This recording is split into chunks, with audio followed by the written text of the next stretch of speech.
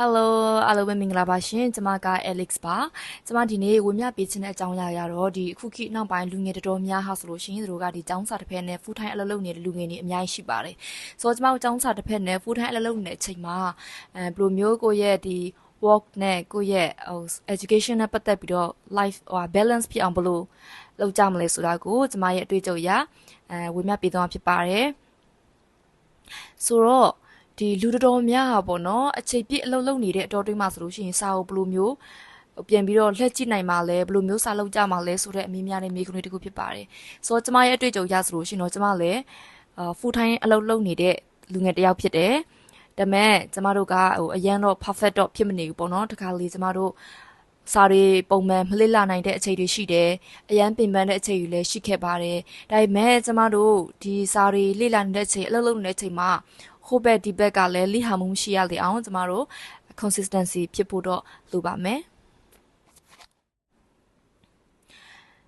ဆိုတော့ပထမတစ်ချက်အနေနဲ့ကလည်းကျမအချိန်အများကြီးမလိုပါဘူးပေါ့နော်။အဓိကကျမပုံမှန်စာလုပ်ဖို့ပဲလိုပါတယ်။အရင်တော့ကတစ်နေ့ကို3နိုင်4နိုင်လောက်စာလုပ်မအဆင်ပြေမယ်လို့ထင်ခဲ့တာပေါ့ဒါပေမဲ့အလုပ်လုပ်နေရင်းနဲ့အဲ့ဒီအချိန်ရဖို့ကကျမတို့အတွက်အရန်ခက်ခဲပါတယ်ဒါကြောင့်မို့လို့အခုတစ်နေ့ကိုမိနစ်30ကနေတနာရီလောက်ပဲဖြစ်ဖြစ်နေ့တိုင်းနည်းနည်းချင်းစီကျမတို့အဲ့လိုမျိုးလှုပ်ဖို့ပို့ပြီးတော့ဦးစားပေးဖြစ်အောင်လို့ဦးစားပေးကြပါနောက်နံပါတ်1တစ်ချက်ကလေးကျမတို့ဒီ small goals တွေထားဖို့လိုပါမယ်ဥပမာဒီနေ့ကကျမ article တစ်ပုဒ်ဖတ်မယ် ISTS vocab 10လောက်ကျမတို့လေ့လာမယ်ဒါမှမဟုတ်လည်းဒီ research paper တစ်ပိုင်းလောက်ဖတ်မယ်ဆိုတော့အဲ့လိုမျိုး small goals တွေထားမယ်ဆိုလို့ရှိရင်တော့ပို့ပြီးတော့အဆင်ပြေမှာဖြစ်ပါတယ်ကျမတို့ဒီ goals အကြီးတွေ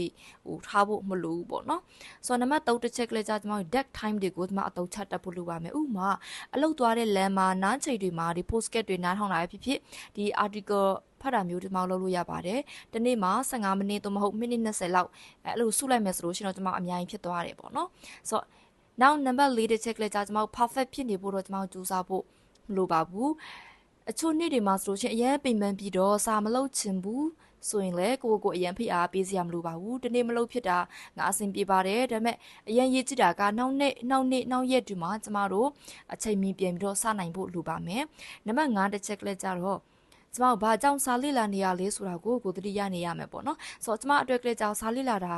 ဒါ career development အတွက်သို့မဟုတ်ဒီ research skills တိုးတက်ဖို့အတွက်ကိုပိုကောင်းလာစေဖို့အတွက်ဖြစ်ပါတယ် motivation ကအမြဲမရှိနိုင်ပေမဲ့လို့လေကျမတို့ကိုဒီ purpose တစ်ခုရှိမယ်ဆိုလို့ရှင်တော့ဒါကိုဆက်လုပ်နိုင်မှာပါနံပါတ်6အနေနဲ့ကလေးကြောင့် study routine တစ်ခုကျမတို့တိစောက်ထားဖို့လိုပါမယ်ဥပမာမနက်ပိုင်းဆိုလို့ရှိရင်ကျမတို့မိနစ်30လောက်ဆက်ဖတ်မယ်အလုပ်ပြီးလို့ရှိရင်တနားရီလောက် review လုပ်မယ် weekend မှာပို့ပြီးတော့ကျမတို့အချိန်ပေးမယ်ဆိုလို့ရှိရင်တော့ဒါတော့တကယ်ကောင်းမှုတဲ့ routine consistency ဖြစ်တဲ့ routine တစ်ခုရမှာဖြစ်ပါတယ်sorry full time job နဲ့စာရေးလာတာကကျမတို့တကယ်တော့မလွယ်ကူပါဘူးဒါပေမဲ့ဒီနေ့ကိုနည်းနည်းချင်းစစ်ပဲဖြစ်ဖြစ်ဒီဆက်လုပ်နေတယ်ဆိုလို့ရှိရင်တော့အချိန်ကြာလာတဲ့နေ့အများကြီးတိုးတက်လာတာကိုမြင်ရမှာပါ